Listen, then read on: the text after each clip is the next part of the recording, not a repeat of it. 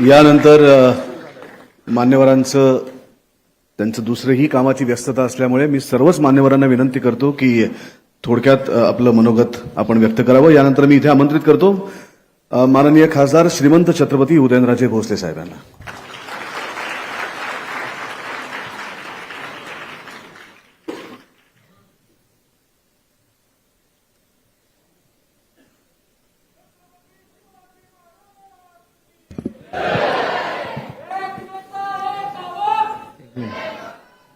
वेळ कमी आहे जरा। सर्वप्रथम सर्व देशाचं प्रेरणास्थान छत्रपती शिवाजी महाराजांना मी व्यक्तिशः माझ्या वतीने, व्यासपीठावरती सर्व मान्यवरांच्या वतीने, उपस्थित आपण सर्व लोकशाहीतल्या राजांच्या वतीने विनम्र अभिवादन करतो। आज ह्या मराठ्यांच्या राजधानीत आदरणीय मुख्यमंत्री, आदरणीय दोन्ही उपमुख्यमंत्री, त्याचबरोबर सुधीर भाऊ आज या ठिकाणी आवर्जून उपस्थित राहिल्याबद्दल त्यांचं सर्व शाहूनगरीच्या वतीने स्वागत करतो।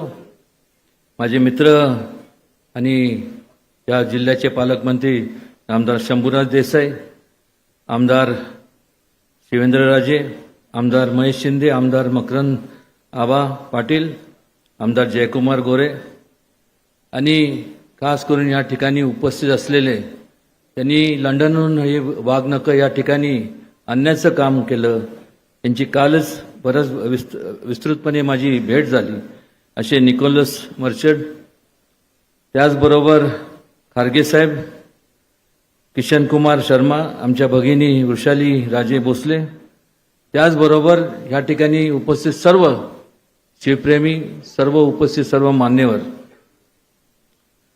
आपल्याला माहित आहे की आजचा दिवस हा अत्यंत महत्त्वाचा असा दिवस आहे, कारण छत्रपती शिवाजी महाराजांनी त्या काळात जो लोकशाहीचा ढाचा होता तो रचला। त्यावेळेस एकमेव ह्या जगातला असा एक युगपुरुष राजा होऊन गेला की ज्यांनी त्यावेळेस एक विचार मांडला की लोकांचा सहभाग हा राज्य कारभारात असला पाहिजे आणि त्यातूनच लोकशाहीची निर्मिती झाली। त्याचबरोबर सर्व धर्म समभाव ही संकल्पना त्यांनी दिली, हा विचार त्यांनी दिला। त्याच्या आधारावरती आज आपण पाहतो की ह्या जो एवढा आपण जे म्हणतो की आपला देश सगळ्यात मोठी या जगातली लोकशाही आहे आणि त्याचं निर्मिती या विचारामुळे झाली। कारण हा जर विचार त्या काळात जर दिला नसता तर एवढी मोठी आपली लोकशाही राहिली नसती किंवा देशाचे तुकडे झाले असते। कारण परकीय आक्रमण ज्यावेळेस होत होतं त्यावेळेस प्रत्येक जाती धर्मातल्या लोकांना कुठलाही भेदभाव न करता एकत्र करण्याचं काम त्यांनी केलं आणि त्यामुळे आज आपण या मोठ्या लोकशाहीमध्ये, जगातल्या सगळ्यात मोठ्या लोकशाहीमध्ये आपण राहतोय। मगाशी आवर्जून या ठिकाणी मला आवर्जून सांगावंसं वाटतं की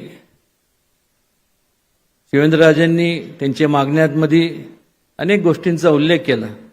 त्याचबरोबर मी विनंती करणार आहे मुख्यमंत्री आणि दोन्ही उपमुख्यमंत्र्यांना की शिवाजी महाराजांचं एक राष्ट्रीय स्मारक दिल्लीत व्हावं, जेणेकरून आंतरराष्ट्रीय पातळीवरचे तिथं लोक येत असतात आणि त्याचा पाठपुरावा महाराष्ट्र शासनाच्या माध्यमातून व्हावा। त्याचबरोबर जसं बुद्ध सर्किट आहे तसं त्याच प्रकारे एक शिव राज्य सर्किट देखील स्थापन आपण करावं, जेणेकरून जास्तीत जास्त लोकांपर्यंत, तरुणांपर्यंत शिवाजी महाराजांचा इतिहास आपण पोहोचू शकतो। त्याचबरोबर वेगवेगळ्या अनेकदा वादविवाद होत असतात आणि हे टाळण्याकरता महाराष्ट्र शासनाने एक समिती नेमावी आणि त्याच्या माध्यमातून एक अधिकृत शासनाच्या वतीने एक त्यांचं संपूर्ण चारित्र्य प्रकाशित, शिवचारित्र्य प्रकाशित करावं ही आवर्जून या ठिकाणी मला सांगावंसं वाटतं। त्याचबरोबर हे करत असताना एका बाजूला आपण देव तर पाहिला नाही कोणी, पण देवाचे कुठले जे काही सण असतात त्या तारखेप्रमाणे होत असतात. पण मला एक समजत नाही की ज्यावेळेस छत्रपती शिवाजी महाराजांचा जेव्हा कुठलाही विषय निघतो त्यावेळेस त्याच्यावर वादविवाद का निर्माण केले जातात.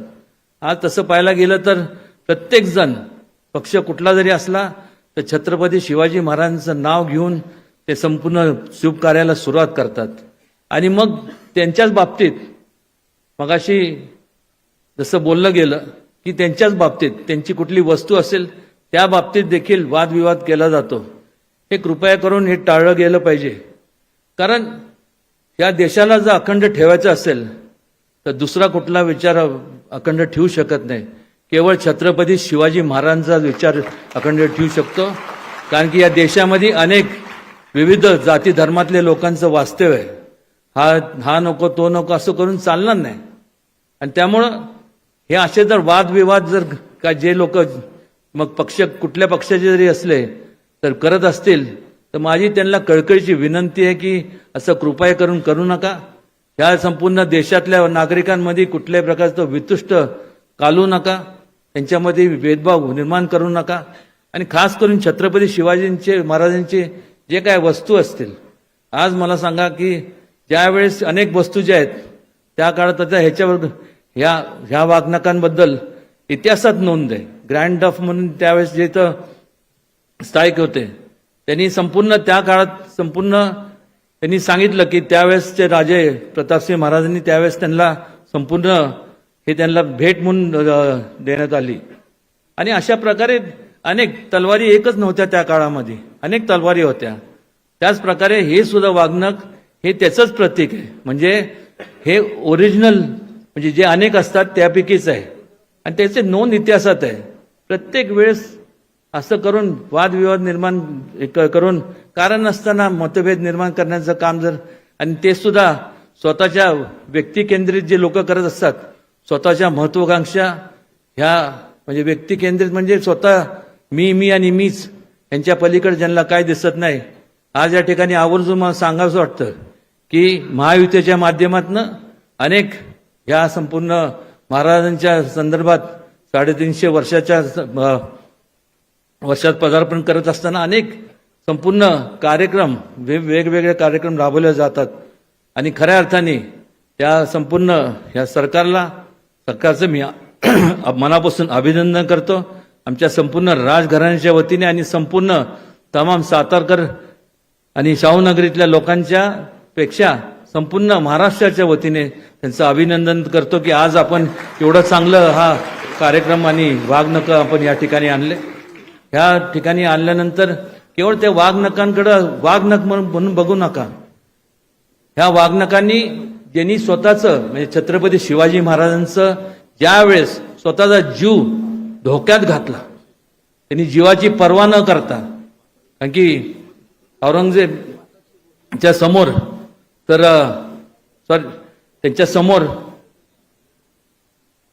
त्यांचं फारसं काय म्हणजे त्यांची उंची पण तेवढी नव्हती.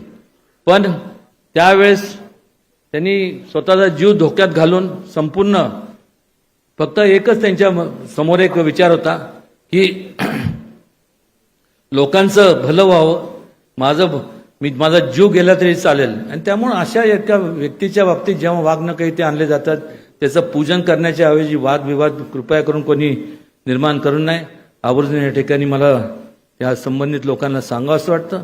आणि आज या ठिकाणी आज हे संपूर्ण मान्यवर या ठिकाणी आल्याबद्दल त्या सगळ्यांचं मनापासून स्वागत करतो पुन्हा एकदा आणि त्यांचे मनापासून आभार मानतो. जय हिंद, जय महाराष्ट्र.